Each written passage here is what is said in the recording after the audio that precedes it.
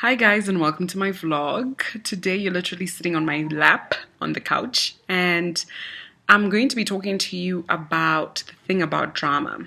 And when I was thinking about what to say and how to get the conversation going, I found it a bit challenging because it's been a long time since I had, drama in my relationship or drama in a relationship.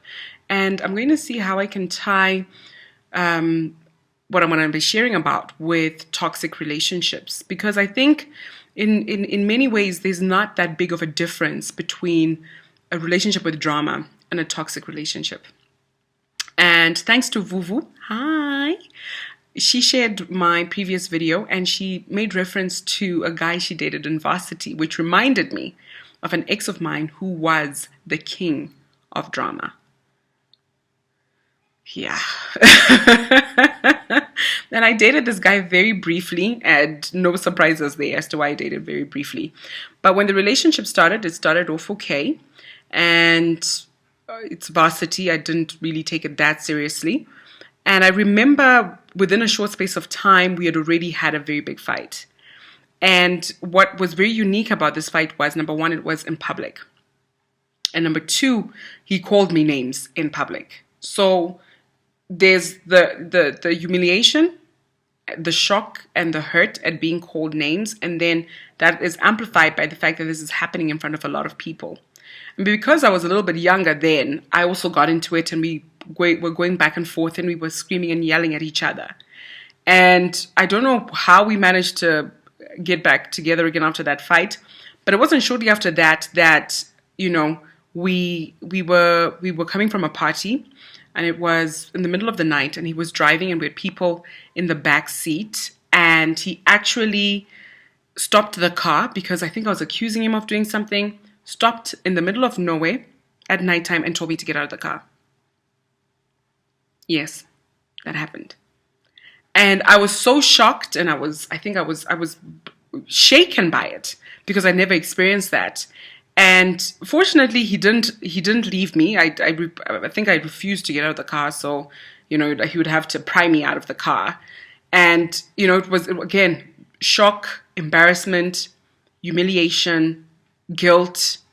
I felt a whole host of emotions. Then I think we were trying to talk things through. We got into another big fight, and I'd gone to his house to talk about it, and we got into another big fight, and I told him that I don't want to do this anymore. He storms out of the house, locks me in for 5 hours. Yes. That also happened. And I remember, even when I shared the story with, my friends, and I was telling them about what happened, I think the shock factor wasn't as strong enough. I think, maybe we've become accustomed to certain things, and we accept it as it's okay almost when it's not. And I think things eventually came to head when I finally said, enough is enough. I don't want to do this anymore.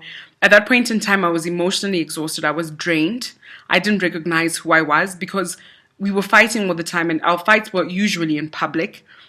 Words were thrown, belittling words, demeaning words, and I was also retaliating because I was trying to hurt him as much as he was hurting me, and I didn't like the person I'd become.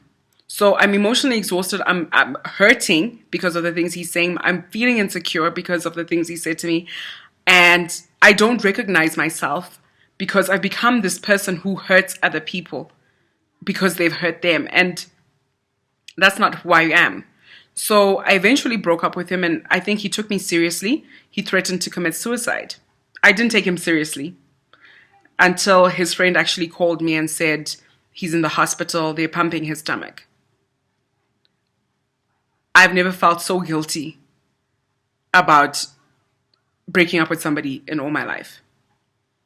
And the thing is with this guy, I will never understand why he did the things he did, but I have my thoughts on that. I think the reason why he thrived on drama was there was a payoff. That payoff was my reaction, my attention. That payoff and was me proving that I cared about him, that that he meant something to me because I was fighting back, because I was fighting with him, And he had managed to twist and manipulate the situation so much that the guilt, the humiliation amplified to the point where I was so emotionally exhausted when we broke up. I felt a huge relief that it was over.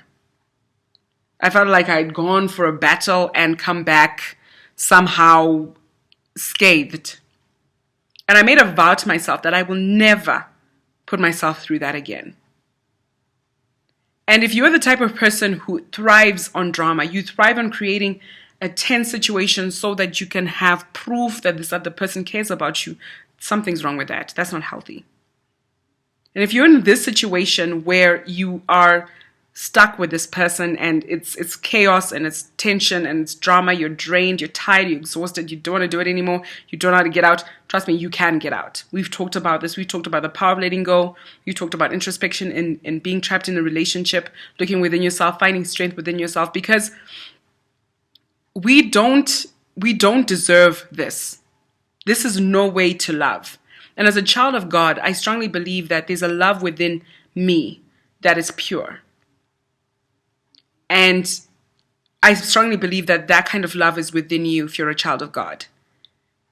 And the more you allow this poison to enter into your life, because you are allowing it in, you have a choice, you're allowing it in.